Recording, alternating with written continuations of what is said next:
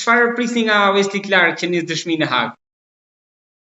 Unë besoj që vetë prania e Vesti Clarkit si dëshmitari mbrojtës dëshmon fort, edhe dëshmon edhe për kushtimin e Shtetit Bashkuar të Amerikës, sepse të gjithë ta zyrtar politik, ish politik, disa ndoshta edhe janë, që kanë dëshmuar, ata duhet të dëshmojnë me dijen e qeverisë amerikane. Me siguri nuk janë kokë veti që vinë të dëshmojnë, kështu që besoj që kjo dëshmi e tina si dëshmi të gjithë të tjerëve të cilit ishin pjesë, theme ajo koka e gjitha asaj faze të luftës, besoj që do t'jenë një ndihmesë e madhe që shpresoj që do të merret një vendim liru sa më shpejt. Zoti Klokoqi, Vjosa Osmani, presidentja, duket sikur ka një skenar që po e vendos zbatim tani në muajt e fundit të presidencës? Po kemi pa disa ndryshime, themi. Ka qenë një fazë kur unë mendua se është një ndarje, themi, apo që presidenca po e kryen detyrën e vet, po është vërtet që një kohë ka ndryshuar. Qasja është shumë...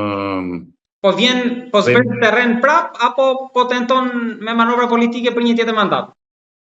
Po shiko, me siguri ajo tenton që të ketë një mandat tjetër, është legjitime dhe ka të drejtë të tentoj atë. Tash në mënyra se si duhet të arritoj mandat, ne dim që në fund duhet të ketë votat në Kuvendin e Republikës Kosovës, po tash për momentin ne nuk po kemi vota për një qeveri edhe për një kryetar president, themi. Kështu që si duket ajo është mënyrë aktive duke punuar, po e ardhmja afër do të tregoj, sepse mandati sa im duke ka lënë diku në mars, do të shohim ndoshta do të zbresë edhe në terrenin politik, të angazhohet direkt politikisht.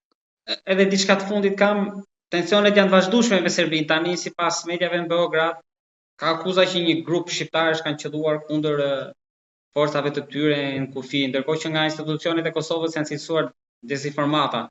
Po, si paraqitet, si po mbyllet ky vit në veri në gjykimin tuaj? Është ajo që thot Albin Kurti që e vendosi sovranitetin atje? Pavarësisht se...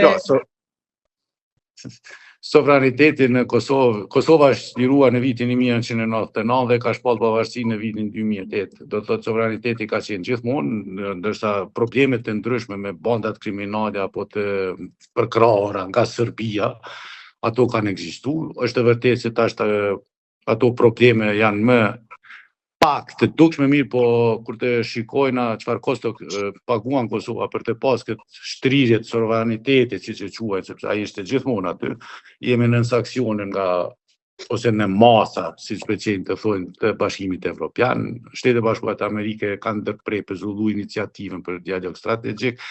Do të thotë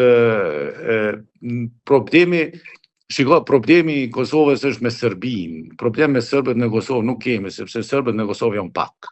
Do të thotë, ata janë, ne mund të thonë, manipuluar, janë dirigjuar nga Serbia, është çështje e tyre. Po problemi ynë me Serbinë nuk është zgjidhur në kuptimin se ne dialogu ka dështuar, themi deri tani, nuk ka pas qasje direkte, se problemet do të zgjidhen me Serbinë, apo problemi me Serbinë mund të zgjidhen vetëm në bashkëpunim me bashkinë ndërkombëtare, nuk mund të zgjidhem ne direkt me Serbinë. Derisa sa i përket provokimeve të tilla, dezinformatave të tilla, kjo është normale. Serbia gjithmonë ka tentuar të destabilizoj, themi, Kosovën, tenton vazhdimisht, do të tentoj vazhdimisht edhe në të ardhmen, përderisa elita njëjtë politike në Beograd është ajo e cila ka udhëhequr luftrat e viteve 90, kështu që nuk mund të presim ne ndryshim nga ajo politike e Beogradit, po ne duhet të jemi të kujdesshëm që të kemi marrëdhënie të mira me bashkitë ndërkombëtare, sidomos me aleatë të tanë të cilët na kanë ndihmuar që ta krijojmë shtetin e Kosovës dhe cilët besoj kanë edhe si qëllim na ndihmojnë që edhe ta ndërtojnë tutje dhe ta avancojnë përpara. Përderisa nuk i kemi marrëdhënie të mira me bashkinë ndërkombëtare,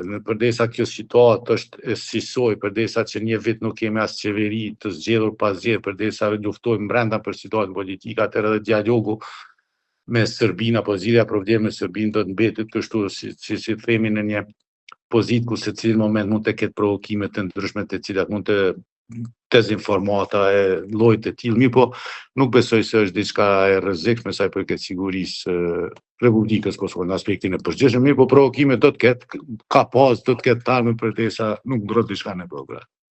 Zoti Klokoqi, faleminderit shumë për bisedën. Faleminderit juve. Faleminderit.